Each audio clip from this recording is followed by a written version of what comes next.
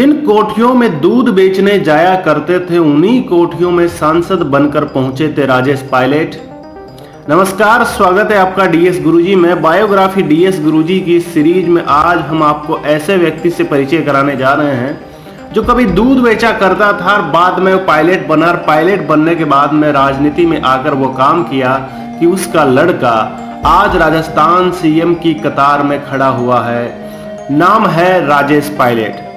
सन 1979 का वो चुनावी दौर था। आयरन लेडी के नाम से प्रसिद्ध इंदिरा गांधी के सामने निर्भीक युवा खड़ा हुआ, जिसकी पहचान अभी तक सिर्फ स्क्वाड्रन लीडर राजेश्वर प्रसाद की थी।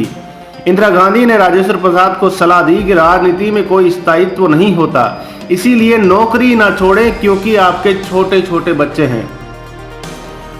राजेश पायलट ने उस टाइम पे इंदिरा गांधी से कहा था, श्रीमती गांधी का आशीर्वाद लेने में यहाँ आया हूँ, आपकी सलाह लेने नहीं आया हूं। इन निर्भीक शब्दों से इंदिरा गांधी के मस्तिष्क को झकझोर देने वाले युवा राजेश्वर प्रसाद, जो बाद में राजेश पायलट के नाम से प्रसिद्ध हुआ, इस स्पष्टवादिता और निर्भीकता से इंदिरा गांधी इतनी प्रभावित हुई कि उन्हें उस मिट्टी से जुड़े और संघर्ष से जन्मे युवा स्क्वाड्रन लीडर को टिकट देने का निर्णय कर लिया। समय था 10 फरवरी सन 1945। इस दिन राजेश पायलट का जन्म होता है। उत्तर प्रदेश के जिला गौतम बुद्ध नगर, तब वो जिला गाजियाबाद हुआ करता था। इसके गांव वेदपुरा में एक गुज्जर परिवार में जन्मे राजेश्वर प्रसाद, उनके पिता एक सैनिक थे। 10 वर्ष की कम उम्र तक साधारण जीवन जीते राजेश्वर प्रसाद के परिवार पर संकट तब आ गया जब इनके पिता का आकस्मिक देहांत हो गया।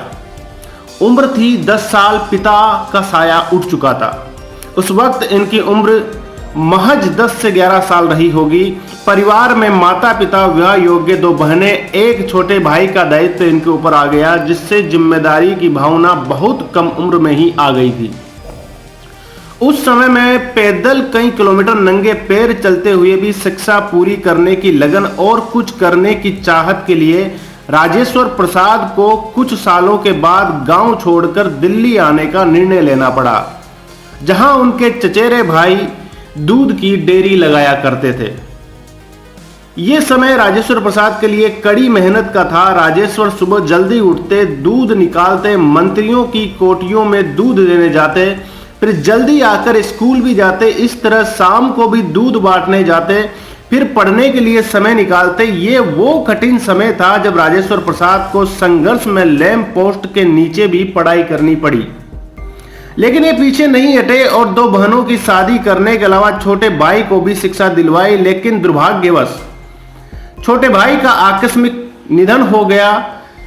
छोटे भाई के निधन ने इनके अंतर आत्मा को झकझोर दिया, अंदर से इनको तोड़ दिया। परिवार की जिम्मेदारी संभालते हुए दूध सप्लाई का काम करते रहे। इन्होंने अपनी ग्रेजुएशन पूरी की और सगे भाई से ज्यादा मानने वाले इनके चचेरे भाई नत्ती सिंह ने इनको पूरा सहयोग किया। ये एयरफोर्स में भर्ती हो गए। वायुसेना में प्रशिक्षण के बाद लड़ाकू विमान के पायलट बने और फिर 15 वर्षों से अधिक मेहनत के बाद प्रमोशन पाकर स्क्वाड्रन लीडर बने। उन्होंने सन 1971 में भारत पाक युद्ध में भी भाग लिया और बहादुरी के लिए उन्हें पदक भी मिला।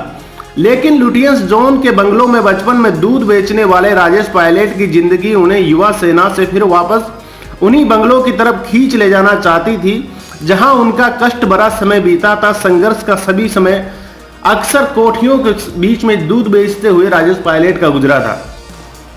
शायद उन्हें अपने कहे वो शब्द चरितार्थ करने थे जो राजेश पायलट की पहचान बन गए थे। जब किसानों और मजदूरों के बच्चे पढ़ लिख कर कुर्सियों तक पहुंचेंगे, जहां से नीतियां बनती है और क्रियान्वित होती है, तब भारत सही मायनों में विकास कर पाएगा। ये शब्द थे श्रीमान राजेश पायलट साहब के। सन 1979 में नौकरी से इस्तीफा देकर राजेश्वर प्रसाद जब भरतपुर में कांग्रेस का पर्चा दाखिल कर रहे थे, तो वहां कार्यकर्ताओं ने उनसे निवेदन किया कि वह अपने नाम के साथ पायलट लिखें। राजेश पायलट ने नाम के साथ पायलट लिखने का जनता का आग्रह स्वीकार करके राजेश पायलट के नाम से पर्चा भरा। उनका असली नाम राजेश्वर प्रसाद था, लेकिन पर्चे में नाम राजेश पायलट लिखा गया। जैसे ही वो पर्चा भर के बाहर निकले, राजेश पायलट जिंदाबाद के नारे लग रहे थे। उन्होंने भरतपुर की सीट से वहां के राज परिवार के सदस्य महारानी को हराकर पहला चुनाव जीता और इसी के साथ राजनीति की दुनिया में उन्होंने कदम रखा। इसके बाद उन्होंने कई चुनाव जीते। सन 1991 से लेकर सन 1993 तक टेलीकॉम मिनिस्टर रहे और सन 1993 से लेकर 1995 तक आंतरिक सुरक्षा मंत्री राजेश पायलट साहब रहे। इसी दौरान आंतरिक सुरक्षा मंत्री रहते हुए राजेश पायलट जी ने देखा कि एक विवादास्पद तांत्रिक चंद्रस्वामी, जिसके सामने बड़े बड़े मंत्री और अधिकारीगण सर झुकाते थे, जिसे तत्कालीन प्रधानमंत्री पीवी नरसिम्हा राव का करीबी भी माना जाता था, उसके खिलाफ जांच बैठाने की किसी की हिम्मत नहीं होती थी। उसके खिलाफ शिकायत आने के बाद भी कोई कार्रवाई नहीं होती थी। सत्ता में बैठे लोगों का भी मूक समर्थन उसे प्राप्त था। इसके अलावा सबूतों की कमी का हवाला देकर भी गिरफ्तारी न करने का दबाव भी था, जिससे किसी मामले में पायलट के सामने संकट खड़ा हो सकता था। पायलट ने उस वक्त कहा था, चाहे मुझे जेल जाना पड़े लेकिन ये खेल खत्म होकर रहेगा। पायलट ने उसके खिलाफ जांच बैठाई और उसे जेल भेज दिया, जिसका राजनीतिक हलके में विरोध भी हुआ, लेकिन राजेश पायलट की छवि और ज्यादा मजबूत हुई और कद्दावर नेता की तरह वो उभर कर सामने आए, जिसे उसे लक्ष्य से कोई नहीं भटका सकता था। हालांकि इसका खामियाजा राजेश पायलट को मंत्रालय में पैर बदल करके चुकाना पड़ा। मजबूत इरादों वाले पायलट अडिग रहे। इन्हीं मजबूत इरादों की बदौलत राजेश पायलट ने सीताराम केसरी के सामने पार्टी अध्यक्ष का चुनाव भी लड़ा, लेकिन सफल नहीं हुए। इसका उनके कई साथियों ने विरोध भी किया, लेकिन वैचारिक तौर पर मजबूत और किसानों और मजदूरों द्वारा उन्हें अपना नेता माना जाता है, ये विश्वास करते हुए उन्होंने पीछे हटने से मना कर दिया। राजेश पायलट जी पर एक बार जानलेवा हमला भी हुआ, जिसे किसी उग्रवादी संगठन द्वारा किया बताया जाता है।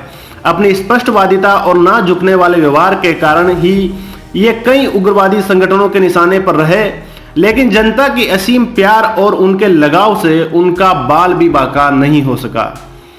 राजेश पायलट ने कहा था, बेईमान लोग और बिचौलिए हट जाओ, राजेश पायलट आ गया है। राजेश पायलट का ग्रामीण पृष्ठभूमि से आए हुए राजनीतिक नेता होने के कारण गांवों और किसानों से काफी लगाव था, जिसका जिक्र अपने भाषणों में उन्होंने किया भी था। चिर परिचित राजस्थानी पगड़ी अब उनका पहनावा बन चुकी थी। एक बार किसी गांव में जाने पर उन्होंने देखा कि कुछ छुटभैया नेता और अधिकारी उनके आगे पीछे लगे हैं और किसानों से सीधे बात भी नहीं करने दे रहे। तो उन्होंने सख्त लहजे में कहा, बेईमान और बिचौलिए लोग हट जाओ, राजेश पायलट आ गया है। मुझे किसी बिचौलिए की जरूरत नहीं है, मैं सीधे लोगों से बात करना चाहता हूं।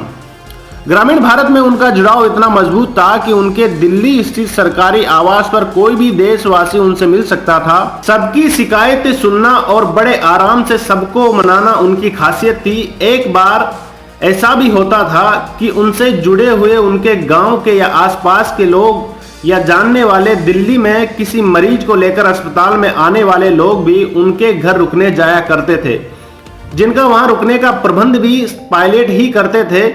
उनका आवास पर ग्रामीण अंदाज में चारपाई हुक्का बुजुर्गों के लिए अपनापन महसूस कराता था। राजेश पायलट ने सन 1987 में जय जवान जय किसान ट्रस्ट की स्थापना की, जिसका उद्देश्य गरीब किसानों और पिछड़ों की मदद करना था।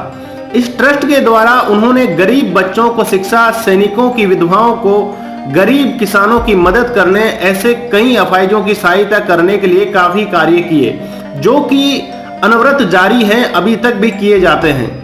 इस ट्रस्ट की सहायता से कई हॉस्पिटल खुले, स्कूलों को सहायता दी गई। राजेश पायलट जी के परिवार में उनकी धर्मपत्नी श्रीमती रमा पायलट, पुत्री सारिका पायलट और पुत्र सचिन पायलट, जो कि उनकी राजनीतिक विरासत को वर्तमान में संभाल रहे हैं और कांग्रेस में प्रमुख चेहरा एक माने जाते हैं।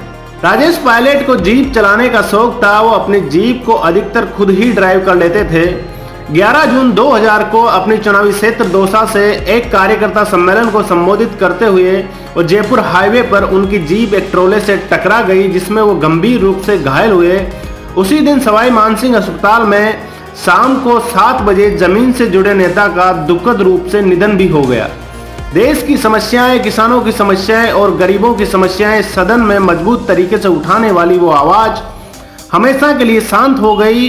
पीछे छोड़ गई एक चिरपरिचित मुस्कान, कभी न भूलने वाले वो शब्द जो हमें प्रेरणा देते रहेंगे हर किसान, मजदूर और बच्चों को। राजेश पायलट के वो शब्द थे कि जब किसानों और मजदूरों के बच्चे पढ़ लिख कर उन कुर्सियों तक पहुंचेंगे जहां से नीतियां बनती है और क्रियान्वित होती है, तब भारत सही मायनों में विकास कर पाएगा।